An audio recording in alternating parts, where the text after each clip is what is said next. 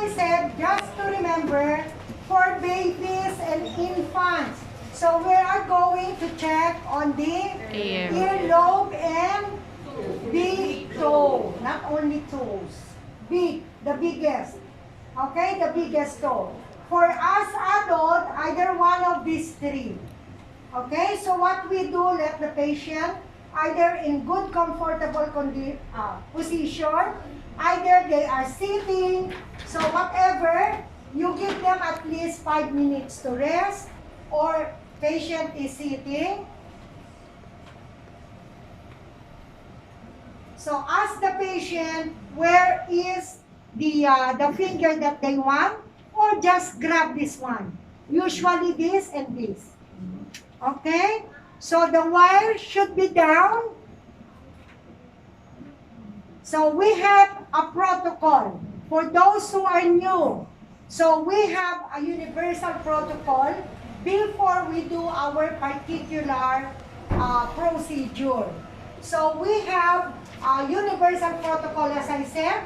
We will put it in our mind, not in a checklist paper, but in your mind. You need to say it by yourself.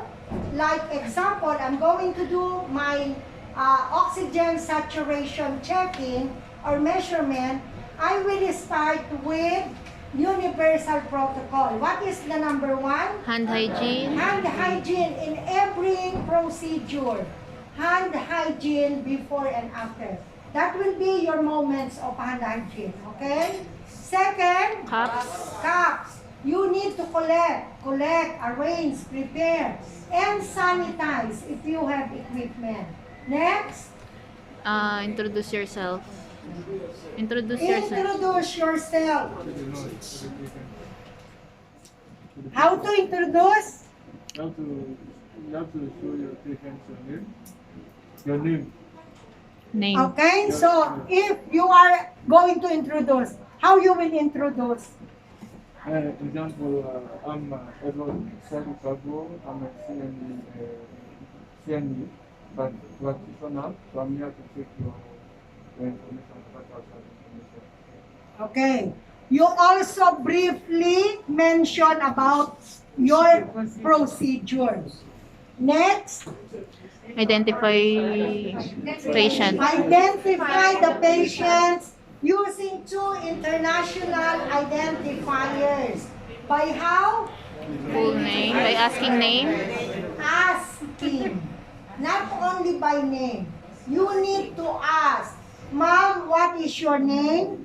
Ma'am, what is your date of birth? Two. Okay? Another, if the patient is unconscious, Ask the check the ID band. check the ID band of the patient, or if there is any relative or family around, Ask ask the passport copy or the any ID. identification. Or if you are in the hospital, Medical you record. check the Medical medical records. records number. Okay, next. Safety of patient. Okay, patient safety. If the patient is on the bed, you need to Lock the wheels. Okay, lock the bed wheel. Okay, so that it will not move whenever you do your procedure.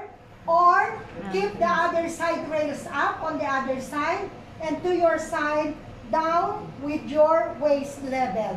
What else? Privacy. Provide privacy. Privacy of your patient. So you need to keep your patient privacy. You do not expose them. So if your patient is with 2 or 3 together in a room, so you draw a curtain. Okay? So if alone in the room, you have to close your door or lock the door. What else? PPE. Appropriate PPE. Appropriate PPE means depending on the 3 transmission-based precautions. What are those? Contact, droplets, airborne. And, Airborne. and what else? Contact. Contact. So we have 3. So it depends. Whenever you approach your patient, always you have to check what appropriate PPE shall I use to this patient. So now we are already with those universal protocols. So we come now to check our pulse oximeter or oxygenation. So come to the patient, ask the patient, ma'am, can I have one or two of these three? Okay, so if it is this one, so clip it like this. The wire should be down if it is there is a wire. If it is wireless, the screen should be on top. Okay, so it is there. You have to put it on. What is our normal oxygenation? 95 to 100. So put it on and then wait for the signal. So my oxygen saturation is 97 and my heartbeat or pulse rate is 78. Okay? So put it off, take it out. So hand hygiene, get back to your patient and document. Okay? So that is all our oxygen or taking oxygen saturation. So what we have, if there is, low oxygen level or low oxygen, what do you call them? Hypoxia. Hypoxia. Hypoxia is hypo means low, oxia is oxygen. Low oxygen level or low oxygenation. Hypoxia or hypoxemia. Okay? Oxygenation. Okay? So 95 to 100, lower will be hypo. No over. There is no hyperoxemia or hyperoxia. Okay? Only hypo. Okay? So we are going to do more of our practical in the next when? Next is Sunday. Okay? So tomorrow is Saturday, right? Yes. So tomorrow we will have practical also and the same way as in Sunday Okay. also. tomorrow is what? Saturday. Saturday and So Sunday. then for practical, we have practical at 7 o'clock. Okay, so we will be having different subject by tomorrow.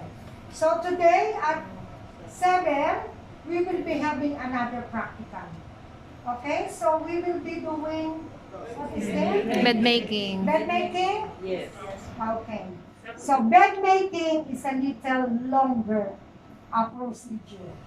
Okay, so for that final assessment, it usually takes to 45, even 1 hour, if really cannot, So that is the longest procedure for our procedures. Okay? So for your final assessment, for the new ones, if you have completed around, remaining 2 of them, so you can have your final assessment. Hindi On the pwede. final assessment. Sa final na yes. lang. Okay? So any question with the practical? Yes, ma'am. Okay. What's the question?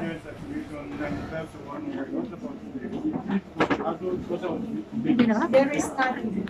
The range is only like this.